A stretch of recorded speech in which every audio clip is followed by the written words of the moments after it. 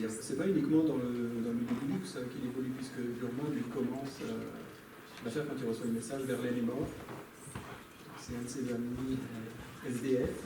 Oui, bah c'est quitte à avoir le curseur qui passe d'un côté à l'autre, en fait. En permanence, on est dans les très pauvres et dans les très riches. Pour les travaux de recherche, vous êtes aidés ou vous faites comment les uns les autres parce que les romans sont quand même à chaque fois fournis Alors, pour tout ce qui est policier, bah, on a des bons copains, hein, Daniel, Olivier en première ligne. Pour tout ce qui est judiciaire, j'ai une amie qui est juge d'instruction, une amie d'enfance qui est juge, donc on corrige sur tout ce qui est judiciaire. On a un copain, ancien éditeur, qui était thanatoprateur, donc il nous renseigne sur l'état des cadavres. On n'est pas obligé d'aller en chercher un dans un étang pour voir à quoi ça ressemble. Donc, en fait, quand on progresse, je vais dire dans ce métier, mais c'est pas mon métier, mais quand on progresse dans les salons du polar, on rencontre des tas d'auteurs avec des tas de compétences différentes, des tas de passés différents, et on s'échange en fait les données. Et par exemple, quelqu'un qui m'avait contacté pour la joaillerie, ça m'a permis de donner aussi quelques détails que lui ne pouvait pas trouver par lui-même. C'était impossible, quoi. Il fallait vraiment faire partie du milieu pour le connaître. En fait, on côtoie aussi bien des juges que des anciens truands. C'est ça qui est marrant. Les anciens truands? Ouais. Il y en a qui créent, oui. Il y a du sang.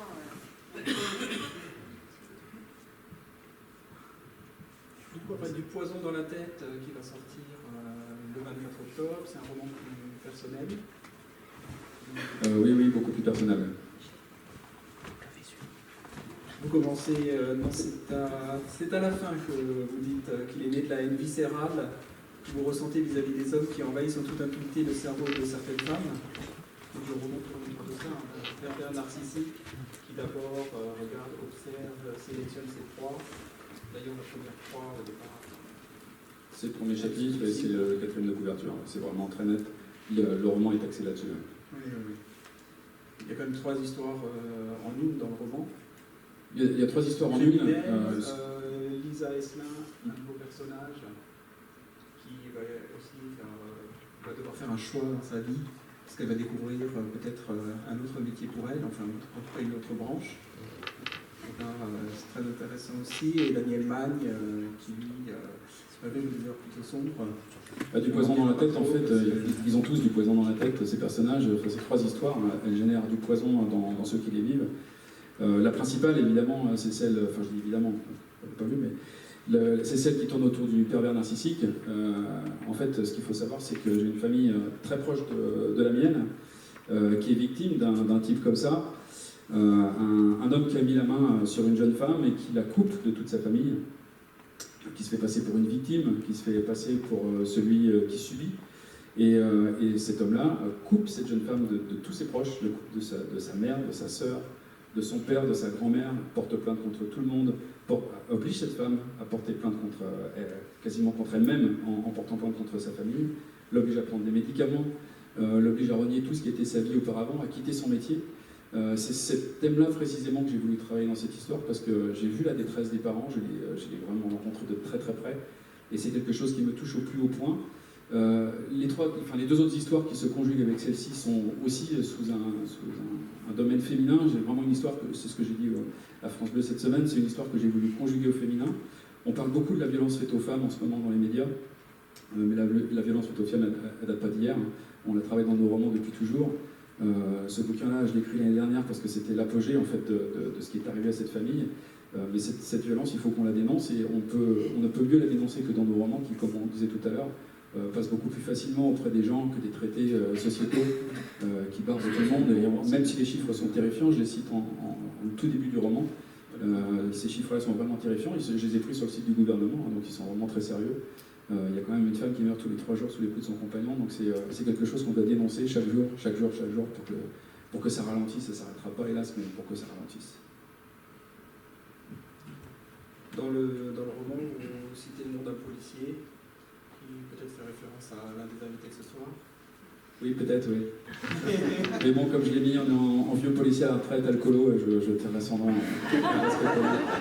ne dira pas c'est... On a dit qu'il y a un... Il est quand même soigneusement maquillé, hein. Il est soigneusement maquillé, on le reconnaît. Il a fait pire. On va passer à la surface. Comme ça, Olivier peut parler aussi un petit peu.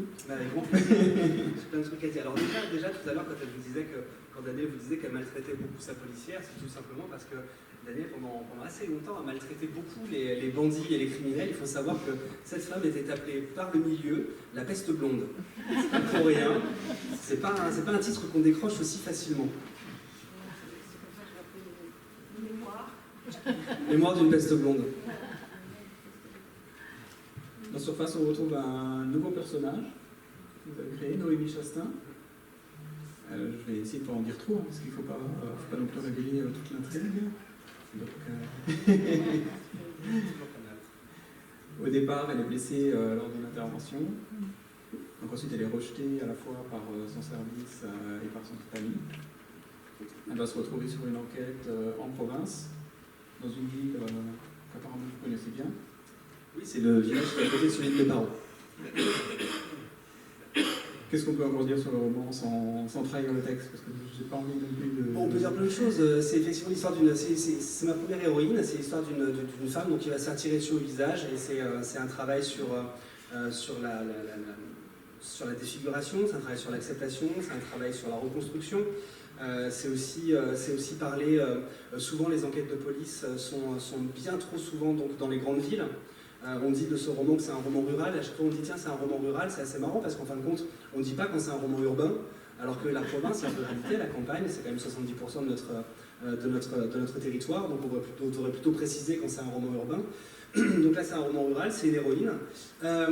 Pourquoi j'ai choisi une femme? Pas parce que c'était le bon moment, pas parce que c'était la mode, ou pas parce que je voulais faire bien, c'est juste que comme je voulais la défigurer, il fallait que cette défiguration elle soit réelle, existante, et si on défigure un homme, ça devient un aventurier, un bad boy, quelqu'un qui a un lourd passé, il devient même presque mystérieux, peut-être un peu sexy. Voilà, une balafre sur un homme ça fait bien, sur une femme tout de suite c'est autre chose. D'ailleurs vous pouvez réfléchir, on peut faire un jeu, hein, on peut prendre 10 secondes ensemble et essayer de trouver dans la littérature, dans la télévision, dans les séries ou dans le cinéma, de trouver une héroïne défigurée. Ouais, c'est compliqué. Parce qu'en fin de compte, voilà, l'homme, c'est un peu classe quand il est balafré. Une nana, on a plutôt l'impression que c'est terminé pour elle. En fait, on a l'impression aussi qu'on ne laisse qu'à la femme sa féminité. Alors que, comme tout un chacun, il y a beaucoup plus important à l'intérieur. Et mon but, c'est que le lecteur tombe amoureux de ce personnage qui physiquement est très très complexe et cabossé, mais tombe amoureux de Noémie pour ce qu'elle est. C'était pour la suivre dans sa reconstruction. Et du coup, elle est sous la surface. Bien joué. Bien joué, c'est ça. C'est l'histoire d'une femme qui va devoir remonter à la surface de ce qu'elle est. Et elle va enquêter donc dans une campagne qui elle aussi a deux visages. On a cette campagne qui est très jolie quand le soleil se lève, etc. Mais aussi, on a aussi beaucoup de suicides d'agriculteurs. On a une campagne qui est très compliquée. Il faut savoir que tout ce qui est dans notre assiette, ça vient de cette campagne-là. Ça fait partie en fait de tout ce qui est... C'est assez amusant de voir que tous les métiers, je ne vais pas dire régaliens parce que c'est pas le mot, mais tous les métiers de première importance sont les métiers sur lesquels on en fait le moins. L'enseignement, la protection, les gendarmes, les militaires, les flics, le soin, les médecins, les infirmières, les aides-soignantes, c'est les métiers sur lesquels on donne le moins, et c'est les métiers qui galèrent le plus. Et on y rajoute donc les agriculteurs, on y rajoute les éleveurs. Voilà, c'est les métiers auxquels on ne fait pas attention, auxquels l'État ne fait pas attention, et pourtant, c'est les métiers qui tiennent un pays. Donc je voulais aussi parler de cette France-là. C'était important pour moi parce que je viens de là, parce que mon père vient de là, mon grand-père vient de là. Et c'était important de mettre tous ces sujets les uns avec les autres. Et vous aussi, vous citez Jacques Sausset en retour. Oui, alors voilà, moi je tue les gens que j'aime bien. Comme dans mes premiers romans, j'ai déjà tué toute ma famille. J'ai tué ma mère, j'ai tué mon père. Mon premier héros s'appelle Victor Coste, c'est le prénom de mon petit frère, Victor. Mon deuxième héros s'appelle Bastien Miller, c'est donc le nom du fils de ma sœur. Et là, dans Surface, Noémie Chastain va travailler avec Romain Valland, et Romain, c'est le nom du deuxième fils de ma sœur, donc j'attends qu'elle soit enceinte pour avoir évidemment un prochain héros de l'histoire. C'est pour ça que j'écris un livre tous les 9 mois à peu près. T'aimes toujours dans ta famille? Alors, il m'aime bien, ça va encore. Et le fait est que comme j'ai buté tout le monde, je commence à buter un peu les gens qui sont autour de moi, donc j'ai tué Jacques Sausset, j'ai tué Claire Favant, Et j'ai tué aussi Nicolas Lebel. Alors en fait, vous êtes à la campagne, et comment je l'ai tué Nicolas Lebel, c'est un truc que j'aime bien. Peut-être que vous avez déjà vu cette Stana, vous savez, c'est les montes escaliers qui prennent 45 minutes pour vous emmener au-dessus de 10 marches. Et je me suis dit, vous êtes à la campagne, vous êtes tout seul dans une maison sur une colline, vous avez à peu près 80 piges, vous avez besoin d'un monte-escalier Stana. Les seules personnes que vous croisez, c'est le facteur une fois par semaine. Et là, vous êtes dans votre escalier Stana et l'escalier se bloque entre 2 étages. Vous ne pouvez pas marcher, vous êtes tout seul, vous crevez tout seul comme un con. Résultat, le con, c'est Lebel, Nicolas, un de mes amis littéraires, et j'ai trouvé ça assez drôle de le mettre dans cette situation, pour rebondir aussi sur le fait que ce sont des marques d'amour. Claire Favran, dans son prochain bouquin, elle nous l'a fait lire d'ailleurs la dernière fois qu'on s'est vu, Claire Favran nous raconte une histoire d'amour entre Nicolas Lebel et moi, donc il me tarde de lire ça, il paraît qu'on s'embrasse, donc on va voir ça. Très bien, on va laisser la parole un petit peu au public, si vous avez des questions. Olivier. Salut.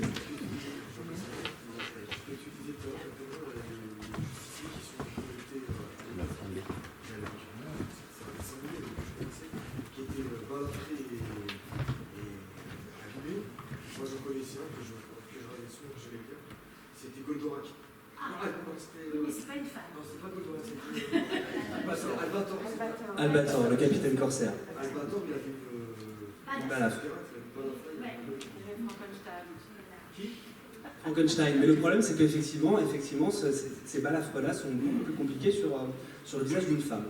Donc c'était pour ça un petit peu le choix. Tout à l'heure, on parlait aussi de la nécessité de devoir enquêter quand on travaille sur un bouquin. Alors oui, c'est quelque chose qu'on fait tous, parce qu'on a quand même un respect du lecteur, et on veut que le lecteur puisse se servir de ce qu'il a lu dans le bouquin. Et puis on aime ça.